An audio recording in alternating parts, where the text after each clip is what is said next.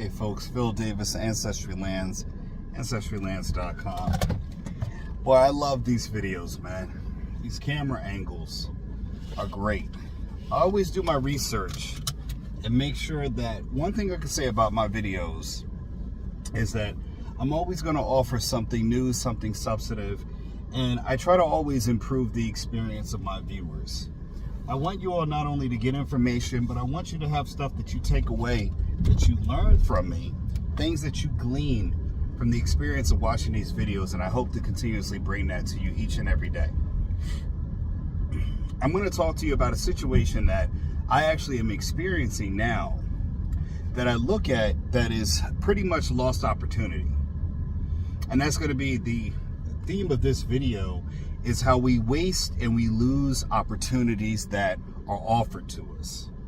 I did a video before about the topic of opportunities. Opportunities multiply as they are seized, said by actually Sun Tzu. And the problem is, in our lifetime, we are giving many opportunities.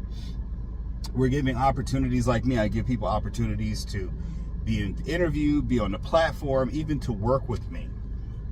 And I see time and time again how people let those opportunities go to the wayside, either because they're caught up in themselves, they're thinking too much, they're trying to, they want more than where they're at. And when I say that they want more than where they're at, I mean that sometimes, like when I first started off in land business, I didn't do the level of business that I'm doing now. I did it step by step, and I took time to allow myself to grow. I took time to allow myself to understand the process, and I took steps 1, 2, 3, 4, and 5, all the way up until I got to step 10. And a lot of people want step 10, but they don't want to do the work from steps 1 through 10. And what ends up happening is that you get success too fast and you don't know how to handle it. You can't handle the success that's thrusted upon you. And we have tons of evidence, because we have people who are successful. We have people who win the lottery. We have people who gain fame and fortune. And because they earned it so quickly and so drastically, they don't know how to handle that level of success and end up becoming poor, if not poorer than they were before they started to, gain that notoriety and success. And that happens so much, so often, that it's hard to ignore that as an actual fact or pattern. So I say to you on that one must allow themselves to grow into success, to be secure within that success. Because what you're doing is allowing yourself to process success one victory at a time. I don't know if you're hearing me on that, but again, there are times where I made a lot of money, but because I did not understand the value, when you get out of college, you're thrusted into 6-7 figure incomes very quickly. Why? You spend a lot. You spend so much so quickly because you don't know how to handle that level of income, cash infusion. So you go out, buy cars, you go out and club, you go out and spend money, and you don't put that money into the right vehicles, the right investments. Some do, but we're talking about missed opportunities. One of the best things I did when I started gaining notoriety is I started interviewing and making sure that I networked appropriately in my business, so I would establish a resource or network of resources, people I could reach out to, people that didn't feel they needed to compete with me. You saw that with the melanin market. I looked to people to be able to become my teachers, mentors. And I talked about that before, because what do mentors do? They open up different wavelengths in your mind frame. They open up different wavelengths within your thought pattern on things that you can do or things you're not privy to by way of your personal experience in life. And what do you get with that? You get advanced knowledge. You get other ways of thinking. You get dimensional thinking, which means that you're not in the dimension of yourself where you only think through your one lens. You think through the lens of other people and their experiences. You get outside the box input, real time. And a lot of people do not appreciate that, where they should. It's one of the reasons why when I was talking to my cousin the other day, or like last week, I was explaining to her that sometimes when you travel outside of your neighborhood, outside of your area, outside of your state, and you see how other people live in the world, you start to experience cultures in different ways and different belief systems. It's very akin to the movie Malcolm X, or X, where Malcolm X was in the nation, and then his beliefs and thought patterns were so confined to the limitations of the neighborhood, to the area, to the demographics or the geography that he lived in. When he started taking trips to holy cities outside internationally, his mind frame elevated and expanded because he was able to see that Muslims were white. When I say white, they were white also. It was not just that Muslim was a color, it was a true religion. And it allowed him to expand his limited mindset. Now, I know that was in a movie, but I thought it was based off some real life events because I have experienced that in my actual life. My father always told me when I was younger, he said, son, the world is bigger than your neighborhood. And when you live in a place in these metropolitan, these big city areas, you look at life through the lens of just your city. You never experience the rolling hills like in Philadelphia. You don't experience the hills like you do in San Francisco, trolleys, things like that. When you live in New York City, you don't experience the skyscrapers, and you see how smaller other cities are when they don't have that many skyscrapers. Taking the subway, that's not in suburban America. And what's missing from the conversation, from the equation of our lives, is the experience and the difference. And the growth that you get and knowledge that you get from experiencing something different. But you can't miss the opportunity. You can't miss the chance at an opportunity or an event that's offered to you to expand yourself and grow. And I'm not saying take every risk you can. There's a difference. But again, a lot of us are given opportunities where we can learn and grow. But what do we want? We always want to get paid for it. We put a value on learning instead of putting a value on experience. We place a numerical or monetary value on learning that we want to be paid for. We want to be paid to learn, but we don't want to be paid for our experience. And you see that in today's workforce. They want to be paid to be employed, but they don't want to be paid to be experienced. Because if they did, they would understand that higher pay comes through experience, which is used to be the old way, which we always has. It's not really the old way, it's the only way. Young college kids are illusion or disillusioned, thinking that the degree equals the outcome. Well, when you go into your prospective field, everyone in that field tends to have that degree. Now, when I went into nursing, most of the nurses have a nursing degree. So having a nursing degree doesn't always give us the pay that we're looking for. It just gives us a starting salary, a starting input.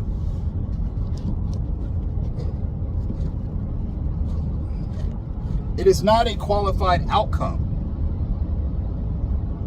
It's not.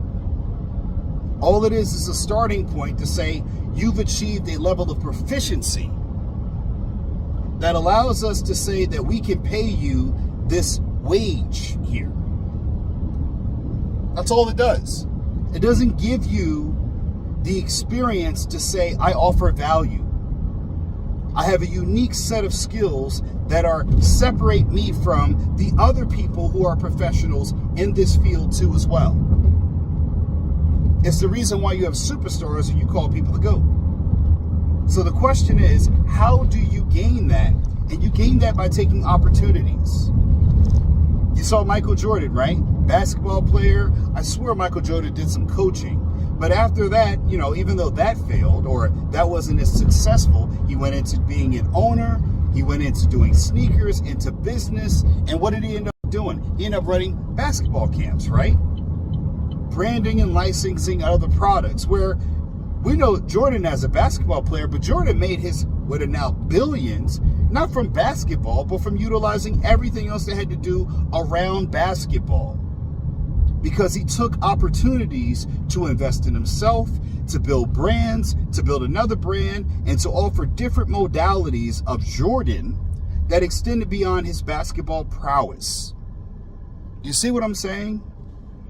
And the question for you is that how are you going to take advantage of opportunities to learn what to do or what not to do, what to stay away from, what to join into, if you don't take them and you're only looking for a dollar outcome?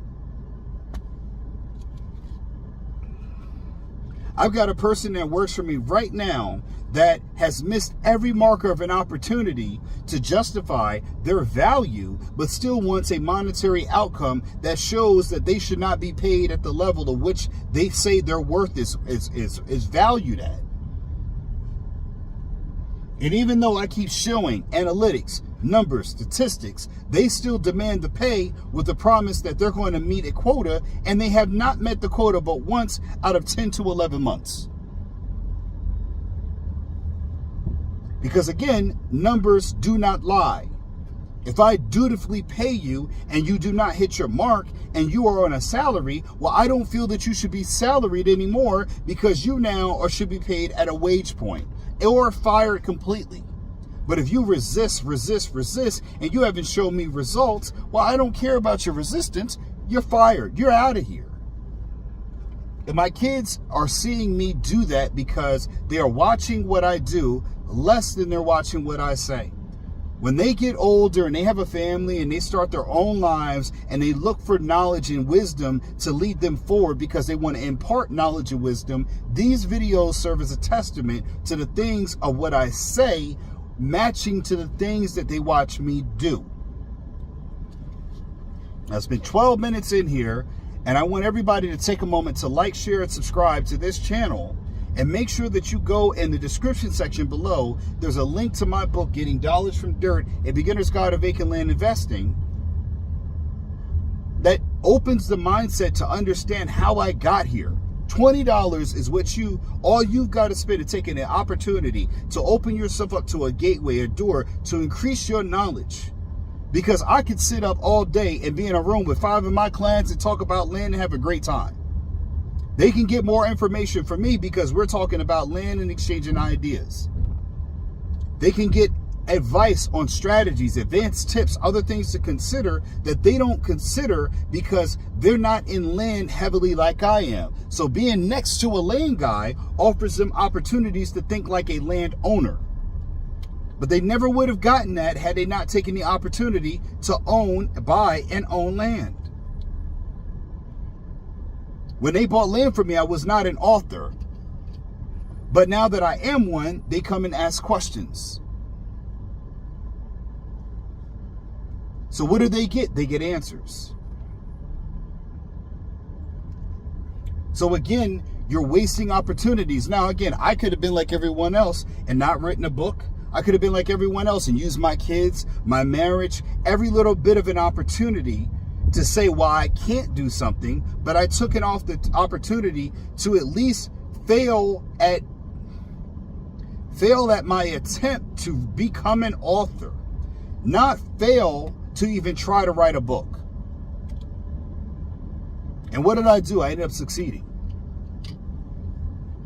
You know why I ended up succeeding? Because, 1, I'm not a failure. And 2, I'd rather fail at the attempt than fail to try. And I've talked about that before in videos. And if you watch me, if you keep on watching, you're going to see me make more attempts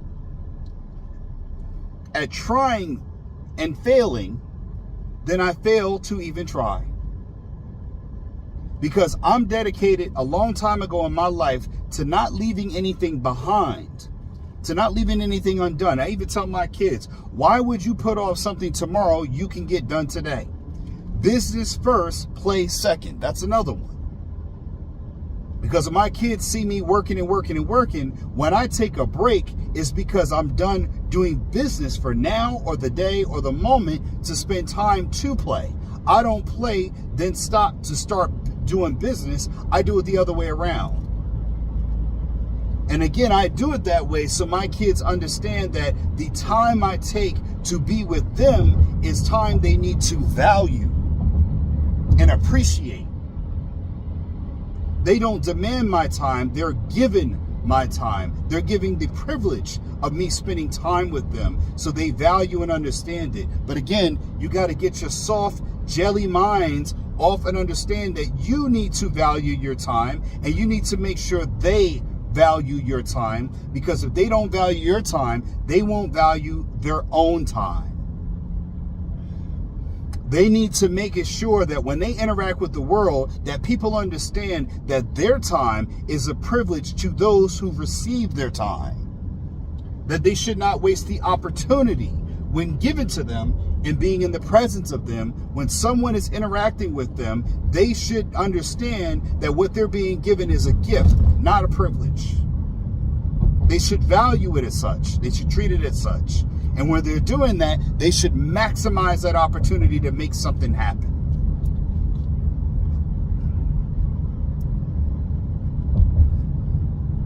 Now, some of y'all might not understand that.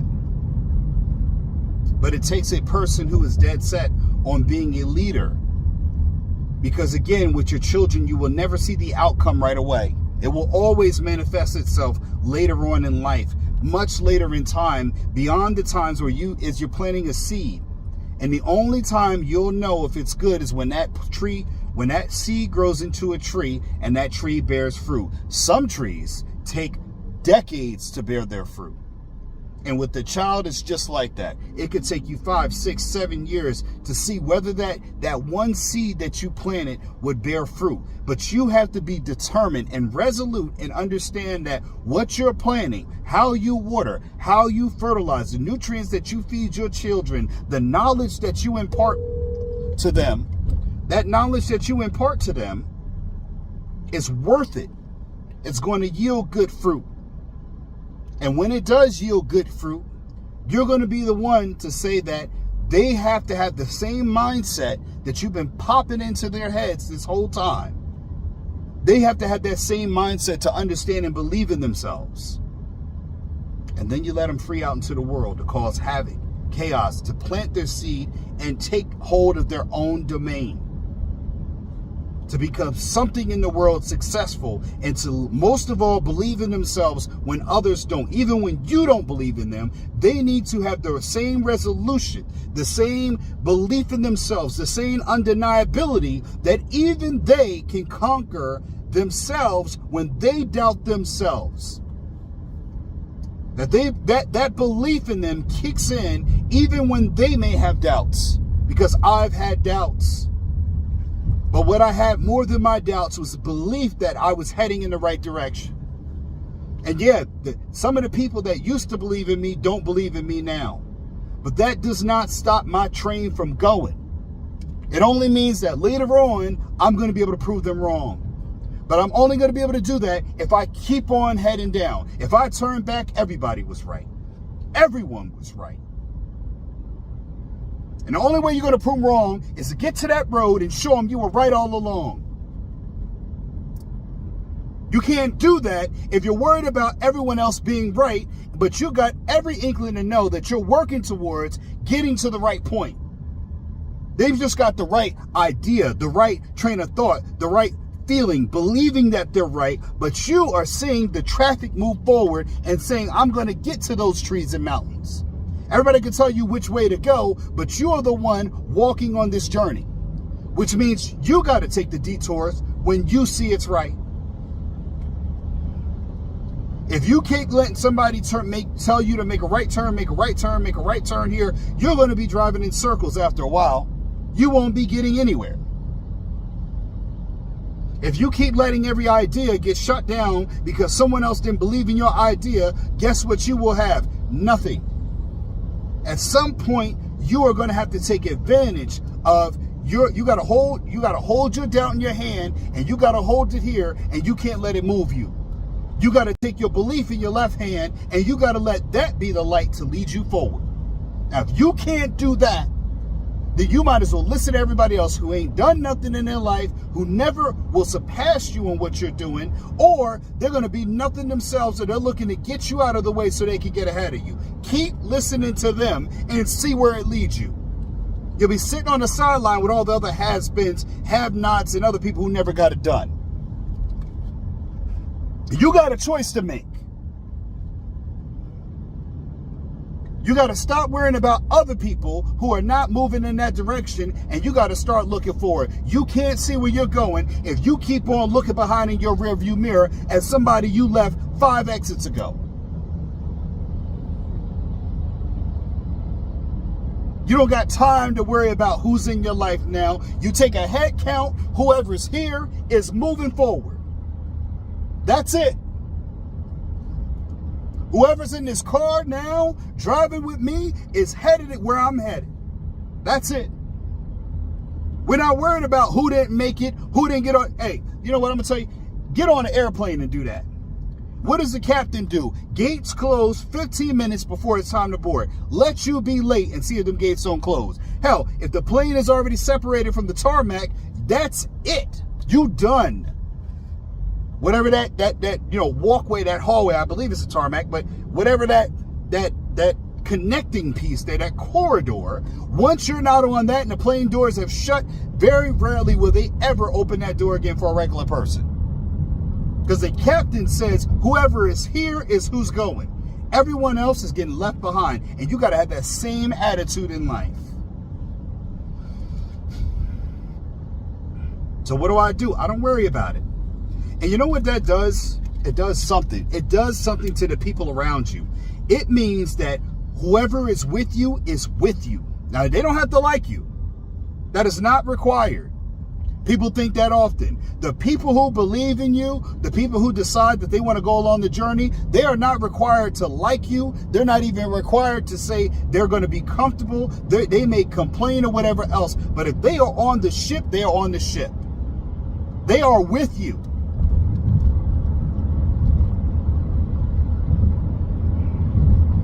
If someone's giving you an opportunity to be successful, but it is not going to be 100% the way you want and want success to happen, well, they are still with you.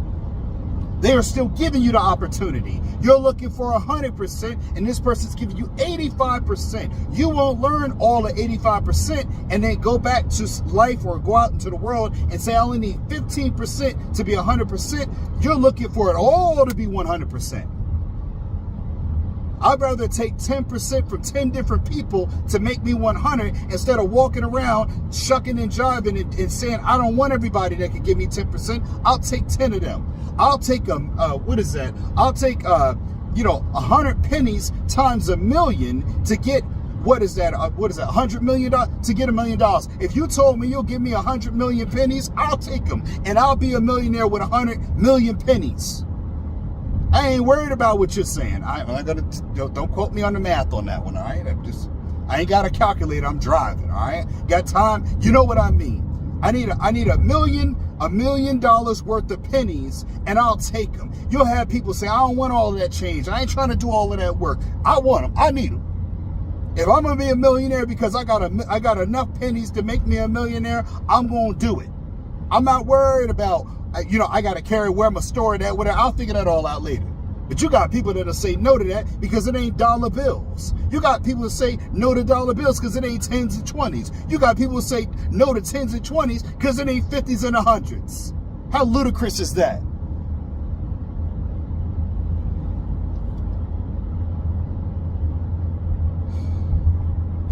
Breathe, Phillip, breathe. Now, I'm going to tell you this before I finish because I ain't going to take long. You got opportunities that sometimes come by once in a lifetime.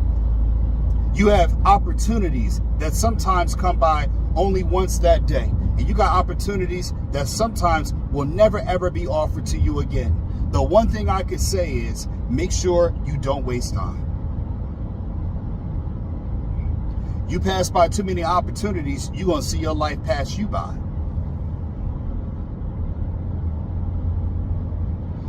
Remember, folks, Ancestry Lands is where you go to get property.